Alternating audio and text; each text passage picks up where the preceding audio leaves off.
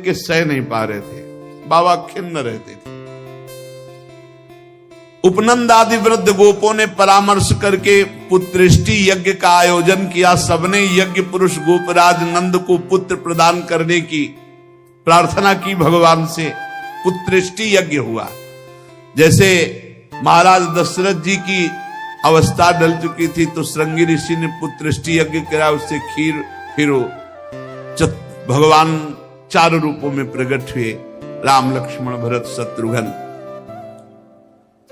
पुत्रेष्टि यज्ञ का अनुष्ठान हुआ नंद बाबा के यहां। अब उच्च कोटि के ब्रह्म ऋषि वेद ध्वनि आकाश में मुखरित हो रही थी। गोपराज श्री नंद बाबा अंतापुर में यशोदा मैया के पास बैठे हुए कहा, यशोदा रानी, इस बार पूरे ब्रजवासियों का आशीर्वाद हो, सब ब्रह्म ऋषि हैं, कई बार हो चुकी, इसका मतलब पुत्र के लिए कई बार उपाय किए जा चुके थे। इस बार फलस्वरूप में मेरे पुत्र होगा। मन में बड़ी कामना है, मेरा विश्वास है ये जो यज्ञ हो रही चूंकि ब्रजवासियों का आशीर्वाद है और ब्रह्म ऋषि जन बड़े महिमाशाली हैं, पर मेरे मन में एक उदासी छा जाती कि कर्म से ऐसा पुत्र नहीं होगा जैसा मैंने एक स्वप्न देखा है। ये कर्म जनित तो नहीं हो सकता। यज्ञादि कर्मों के सभी फल चंचल हैं और मैंने जो पुत्र देखा है वो अचल है, अविनाशी है। बड़ी आशा, पर लगता है मेरी दुराशा है क्या? वो कर्म फल से तो नहीं प्राप्त हो सकता जैसे मैंने देखा है। मैंने एक स्वप्न देखा जो आज तक तुमसे नहीं बताया, यशोदा रानी से कहा। भगवान नारायण भी उतने सुंदर नहीं जैसा वो बालक सुंदर मुझे स्वप्न में दिखाई दिया। मुझे ऐसा लगता है कि त्रिभुवन में कोई है नहीं सुंदर। एक बार जिसके हृदय में वो प्रकट हुआ उसको कोई आकर्षित कर सके ऐसा त्रिभुवन में नहीं। ब्रजराज की बात सुनकर यशोदा रानी ने कहा, सच्ची तुमने स्वप्न में देखा है? बोले हाँ। बोले मैंने तो बताया नहीं, मैंने भी स्वप्न में देखा है। क्या? बोले मैं नित्य सहधर्मिणी हूं, तुम्हारी सुख दुख की नित्य संगिनी हूं, मैं तुमसे क्या छिपाऊं।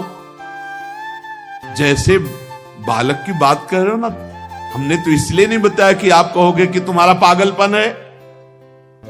बिल्कुल वैसे ही मैंने देखा है। श्यामश्चंचल चारु दीर्घ नयनो बालस्तवांक स्थले दुग्धोद्गारि पयोधरे स्फुटमसौ क्रीडन मया लोक्यते स्वप्नस्तत्किमुजागरः किमथ वेत्ते तन्न निश्चीयते सत्यं ब्रूहि सधर्मिणी स्फुरति किम सोयम तवाप्यंतरे। बाबा ने कहा मैंने भी देखा। दिव्याति दिव्य नीलमणि सदृश श्याम सुंदर वर्ण एक बालक तुम्हारे गोद में दुग्ध पान कर रहा है, जो चंचल नेत्र मनोहर विशाल भाल तुम्हारी गोद में स्थित देखा, वो तुम्हारा पयोधर पान कर रहा है। कैसे बताऊं, अब तो मेरी ये दशा है कि सोता हूं या जागता हूं मुझे कुछ पता नहीं चलता। हर समय बालक लगता है मेरी गोद में चढ़ रहा है, मेरी दाढ़ी खींच रहा है। कभी मैं देखता हूं तुम्हारी गोद में दुग्ध पान कर रहा है। यशोदा मैया आनंद विवल के कहने लगी, ब्रजराज ऐसा ही, ऐसा मैंने भी देखा है, ऐसा ही देखा है। वो तुम्हारे तोंद पर चढ़े खेल रहा, मैंने देखा है ऐसा। सत्य सत्य सत्य कहती हूं, मैंने देखा मैंने कि उसे स्तन पान करा रही हूं, पर संकोचवश नहीं बताया कहां वो दिव्य बालक और कहां मैं। ब्रजराज नंद ने कहा मैंने असंभव समझकर ये बात तुमसे छुपाई थी। यशोदा मैया ने कहा मैंने भी कि तुम हमारा पागलपन समझोगे, लेकिन ऐसा अगर दोनों के स्वप्न में आया तो जरूर भगवान हमारे स्वप्न को पूरा करेंगे। नारायण जिनकी हम आराधना करते हैं, नारायण सेवानिष्ठ नंद बाबा और यशोदा मैया दोनों तन मन वचन से भगवान श्री हरि की शरण में होकर के द्वादशी दिन यथाविधि व्रत करने का नियम लिया। पुत्रेष्टि यज्ञ के बाद द्वादशी व्रत की संख्या वृद्धि के साथ साथ अब वो स्वप्न में देखा हुआ जो दिव्याति दिव्य बालक है वो खुली आंखों झलकने लगा। अब तो भारी व्याकुलता बनी। व्रतानुष्ठान सर्वांग पूर्ण संपन्न हुआ तो एक दिन देखा कि स्वप्न में भगवान श्री हरि आए और मधुर वाणी में बोले, अहो मयि अभिषक्तौ भक्तौ कथम निर्विद्य खिद्ये थे योषावतसी कुसुम सुषुमः सुकुमारः कुमारः सष्ट्देवान् भवतोर्भवतोः कुमारतया स्फुरति सातु सदा भवतो रेवानुगतः प्रतिकल्पम स्वभक्ति प्रवर्तनाय दिविमत प्रवर्तित द्रोण धरा रूपांश कलावतो तद्भूरि भाग्यम इत्यादि रीत्या ब्रह्मादलभ्य साक्षात् तत्फल साक्षात्काराय स्वयमेव पृथिव्याम भवतोर्भवतोरेव भवम लभत एव अचिरादेव रुचिरा रुचिरेशा युवयो सफलताम बलिता। यह आदेश हुआ, नंद यशोदा तुम मुझ में आसक्त और मेरे परम भक्त हो, तुम इतने खिन्न क्यों हो रहे हो? अतसी कुसुम के सदस्य श्याम सुंदर सुकुमार कुमार जो तुम्हारे स्वप्न में जागृत में अनुभूति का विषय बना हुआ है वो मैं हूं। निकुंज विलासी श्री ठाकुर जी ने कहा, जगत में वात्सल्य प्रेम का प्रचार करने के लिए मेरी प्रेरणा से द्रोण और धरा के रूप में तुम स्वर्ग से आविर्भूत हुए हो। कल्पों तपस्या की है मेरी प्राप्ति के लिए, जो ब्रह्मादि के लिए अलभ्य है। सौभाग्य है कि वो तुम्हें प्राप्त हो रहा है।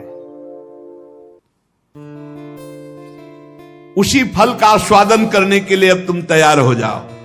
चिंता मत करो, गोपराज मैं प्रकट होने वाला हूं। समझिए, वहां देवकी वसुदेव के यहां चतुर्भुज भगवान नारायण और यहां निकुंज विलासी श्री ठाकुर जी।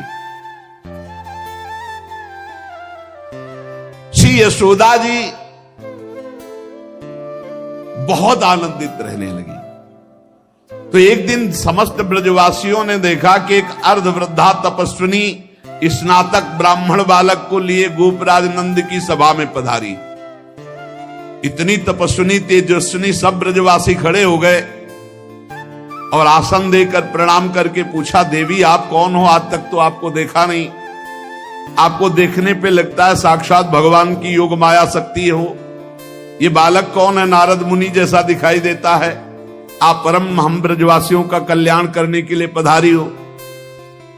गोपराज के सभासदों की बात सुनकर तपस्विनी ने मुस्कुराकर कहा, मेरा नाम पौर्णमासी है, मैं महान तपस्विनी और दैवज्ञा हूं, तीनों काल का मुझे ज्ञान है। और ये जो बालक है तुमने कहा नारद जी जैसा, इसका नाम मधुमंगल है। ये बालक स्नातक है, इसका दर्शन करके नारद जी का स्मरण होना उचित ही है। ये संपूर्ण वृत्ति नारद जी वाली ही रखता है। तपस्विनी की बात सुनकर गोपराज सभा के सदस्यों ने हाथ जोड़कर पूछा, देवी हम आपकी सेवा करने योग्य बिल्कुल ही नहीं है, इस पर भी आपने हम लोगों पर महती कृपा की। मेरी कुछ समझ में नहीं आ रहा कि आप यहां क्यों पधारी। तो उन्होंने कहा, तुम लोगों को पता नहीं, एक अनिर्वचनीय महासौभाग्य उपस्थित होने वाला, इसलिए मैं यहां आई हूं। सबके पूछने पर पौर्णमासी ने बताया, तुम लोगों के प्राणाधिक प्रीतम गोपराज नंद के यहां एक पुत्र होने वाला है जो अखिल जगत को आनंद सिंधु में निमग्न कर देने वाला होगा। पौर्णमासी की बात सुनकर सभी परमानंद में उल्लसित पुलकित गदगद वाणी से कहने लगे, देवी आपके शुभागमन से हमारा ये ब्रज जो है महान तीर्थ हो गया। आपके लिए कृष्णांतिके यमुना जी के समीप हम एक पर्णशाला कुटी बना देते हैं। ये बात जब पौर्णमासी जी ने सुना तो उन्होंने कहा, ठीक ठीक, कृष्णांतिके अर्थात कृष्ण के समीप, ठीक तुम्हारी बात निकल गई। जो बालक होगा उसका नाम कृष्ण होगा। तस्मिन् जातवदि निर्दानवता पृथिव्याम भविष्यति तदीय गुणे सदानवता सगुणता विद्यादि प्रबंधे तत्संबंधे तो निर्गुणता सकिंचनता विषय संपत्तौ तद भक्तौ तो निष्किंचनता इत्यादिकम विरुद्धाय मानमपि सर्वैरनुरुद्धम करिष्यते। नंद नंदन के रूप में स्वयं प्रभु पधार रहे। पौर्णमासी देवी कालिंदी तट के समीप पर्णशाला में भगवान के दर्शन की अभिलाषा से निवास करने लगी। पौर्णमासी देवी देवर्षि नारद जी की शिष्या और श्री कृष्ण के आगे जो गुरु बनेंगे संदीपनी जी, उनकी माता हैं। संदीपनी मुनि की माता हैं ये पौर्णमासी देवी। ये महान शक्तिमती थी और श्री कृष्ण की मधुर लीला को सब प्रकार से जानती थी। भगवान की लीला का आनंद बढ़ाने के लिए मस्खरे मनसुखा के रूप में वो मधुमंगल, तो भगवान का जो ऐश्वर्य में अवतार हुआ वो जेल में, और जो माधुर्य में अवतार हुआ ये नंद बाबा के यहां। तो जो ऐश्वर्य में अवतार वापस गया, तो आप देखिएगा अक्रूर जी के साथ अक्रूर जी ने देखा जल में डुबकी लगाकर शेष सैया पर चतुर्भुज नारायण सेन, और हमारे द्विभुज मुरली मनोहर वृंदावनम परित्यज्य पादमेकम न गच्छति, वो कभी यहां से नहीं गए। जो गए तो देखो यहीं से निकलते ही चतुर्भुज हो गए। मथुरा में चतुर्भुज, द्वारिका में हमारे द्विभुज मुरली मनोहर नंद यशोदा के लाड़िले, वो कभी एक कदम ब्रज से बाहर नहीं गए। तो वहां योग माया के द्वारा नंद बाबा को यह पता ही नहीं चला कि हमने लाला में लाला का समर्पण किया, और पार्श्व में देखा, कन्या उठाया और आ गए। जे ही आए तो जैसे जैसे दरवाजे में प्रवेश करते जाते वैसे वैसे जंजीर ताला सब फिट, और जे ही वहां गए और देवकी जी की गोद में उस कन्या तेवी हथकड़ी बेड़ी जकड़ गई। योग माया के आते ही दरवाजे बंद, हथकड़ी बेड़ी जकड़ गई और पहरेदार जग गए, और कन्या जोर जोर से रोने लगी। जो साक्षात भगवती है। पहरेदार भागते हुए गए, कंस से कहा, महाराज 8वीं संतान उत्पन्न हुई।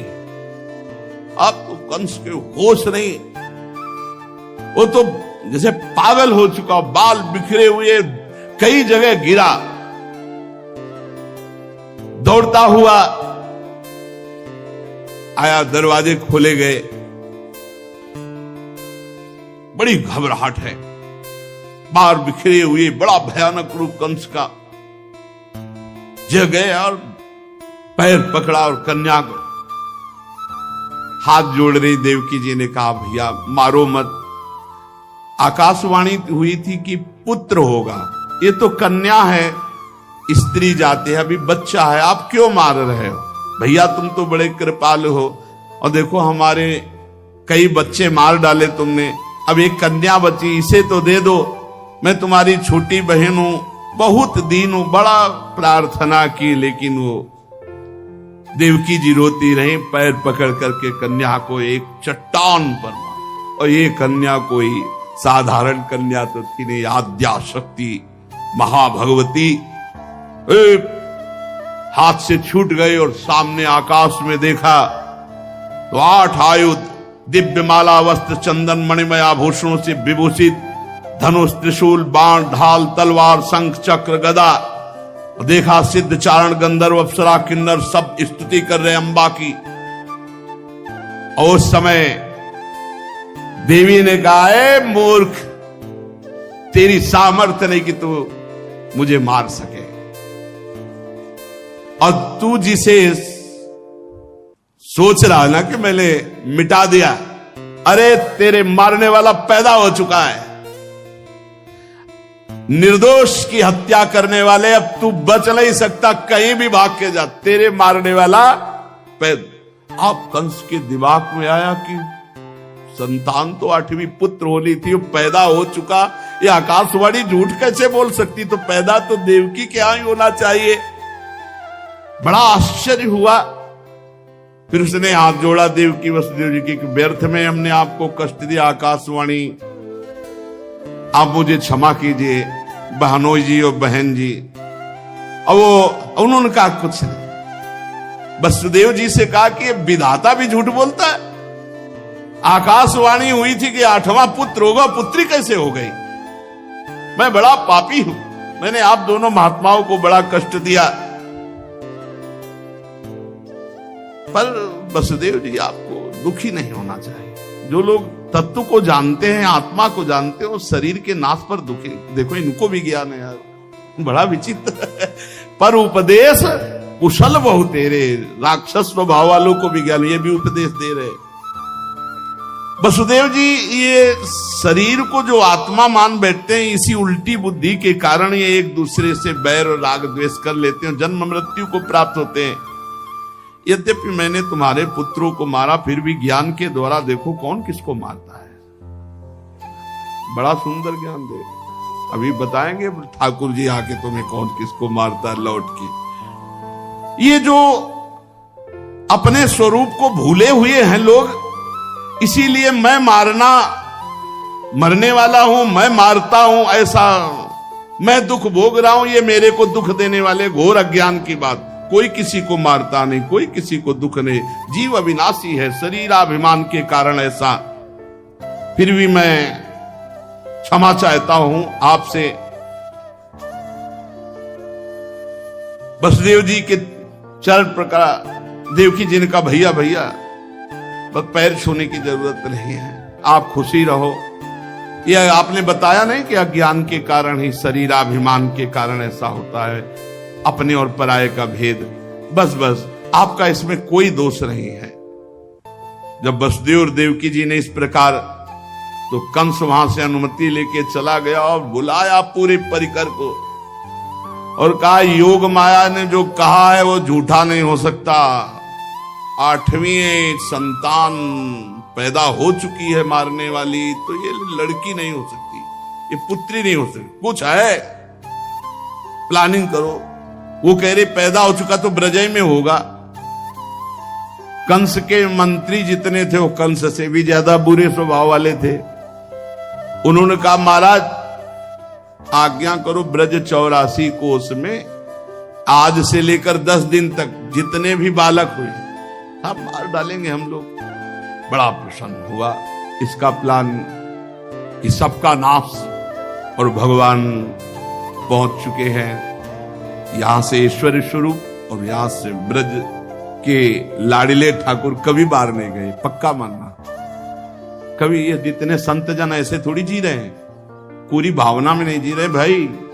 छिन छिन बिहरत संग, छिन छिन निरखत प्रेम भरी, छिन जस कहा तभंग। अब जब मैया के नेत्र खुलेंगे, लाला को देखेंगे तो उत्सव मनाएंगे, वो कल अपने लोग फिर उत्सव मनाएंगे। श्री राधा वल्लभ लाल।